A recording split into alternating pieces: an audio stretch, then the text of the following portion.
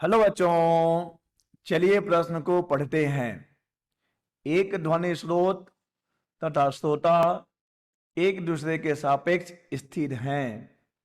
यदि ध्वनि की चाल बदल जाए तो श्रोता द्वारा सुनी गई ध्वनि की आवृत्ति तथा तरंग दैर्घ्य में से किसमें परिवर्तन नहीं होगा।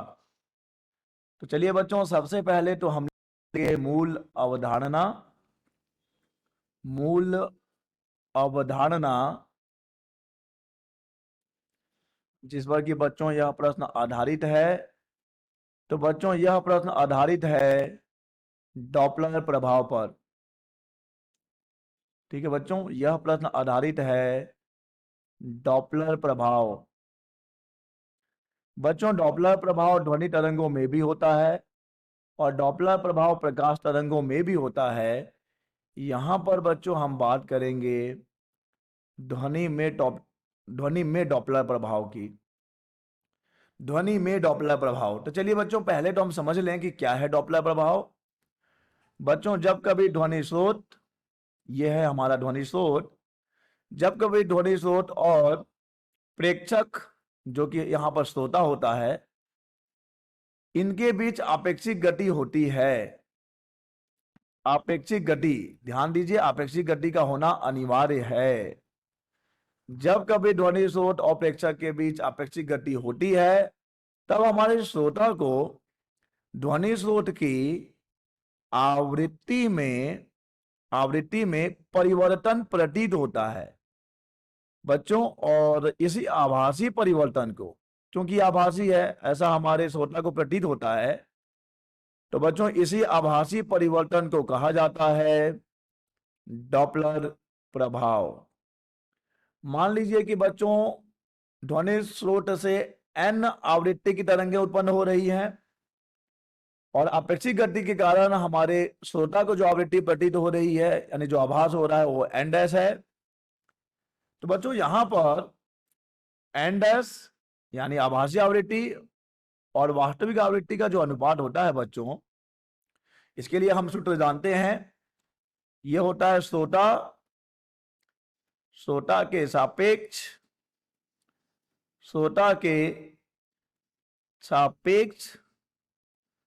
ध्वनि का वेग, श्रोता के सापेक्ष ध्वनि का वेग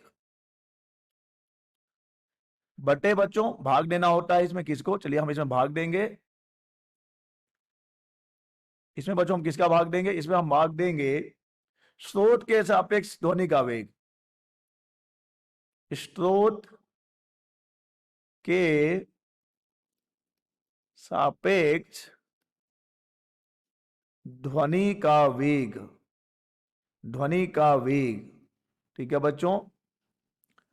तो अगर हम इसे सूत्र रूप में लिखें तो हम कैसे लिखेंगे, आभासी आवृत्ति बटे वास्तविक आवृत्ति बराबर v प्लस माइनस vo बटे v प्लस माइनस vs। ये s हमारा स्रोत, o हमारा श्रोता, v ध्वनि का वेग है। vs बच्चों यहां पर vs है ध्वनि स्रोत का वेग और vo है बच्चों श्रोता का वेग। और बच्चों यहां पे जो प्लस माइनस है वो निर्भर करेगा विभिन्न स्थितियों पर। तो चलिए प्रश्न को पढ़ते हैं और इस मूल अवधारणा को उपयोग में लाते हुए इस प्रश्न का उत्तर करते हैं। बच्चों प्रश्न कह रहा है कि एक ध्वनि स्रोत तथा श्रोता एक दूसरे के सापेक्ष स्थिर हैं, यानी कि ये है हमारा स्रोत, ये है हमारा श्रोता। ध्वनि का वेग तो मालूम है बच्चों, ध्वनि का वेग तो स्रोत से हमेशा श्रोता की ओर हम v लेंगे, लेकिन यहाँ पे vs तो बच्चों शून्य है और यहाँ पे vo का मान भी शून्य है, क्योंकि दोनों स्थिर हैं बच्चों, एक दूसरे के सापेक्ष दोनों स्थिर हैं। अब देखिए आगे प्रश्न क्या कह रहा है कि यदि ध्वनि की चाल बदल जाए तो श्रोता द्वारा सुनी गई ध्वनि की आवृत्ति तथा तरंग दैर्घ्य में से किसमें परिवर्तन नहीं होगा। बच्चों यहां पर v के बदलने की बात हो रही है। यहां पर अगर v बदल जाए तो क्या हो जाएगा। पहले बच्चों हम सूत्र का उपयोग करें। हम जानते हैं कि एन डैश बटे एन बराबर होता है v plus minus V O बटे v plus minus V S. चूंकि बच्चों यहां पर वीओ का मान शून्य, वीएस का मान शून्य, तो अगर यहां पर देखें कि एन डैश बटा एन का मान कितना मिलेगा बच्चों, तो ये तो v बटे v, यानी कि हमें एक ही मिलेगा, यानी कि यहां पे एन डैश बच्चों एन के ही बराबर होगा। यानी बच्चों यहां पर इस स्थिति में आवृत्ति में कोई परिवर्तन नहीं होगा। और यह स्वाभाविक सी बात है बच्चों, अगर स्रोत स्थिर है, अगर श्रोता स्थिर है, दोनों के बीच कोई अपेक्षित गति नहीं है, तब बच्चों वहां पर आवृत्ति में भी कोई परिवर्तन नहीं होगा। चाहे ध्वनि का वेग बदले न बदले, उससे कोई फर्क नहीं पड़ता, क्योंकि आवृत्ति में परिवर्तन तभी प्रतीत होता है जब क्या हो बच्चों, जब हो वहां पर आपेक्षिक गति। क्या होना चाहिए बच्चों, ध्वनि स्रोत और श्रोता के बीच अपेक्षित गति होना चाहिए। तो यहां पर कोई अपेक्षित गति नहीं है, इसलिए आवृत्ति में परिवर्तन नहीं होगा। लेकिन क्या तरंग दैर्ध्य में भी परिवर्तन नहीं होगा बच्चों? चलिए देखते हैं।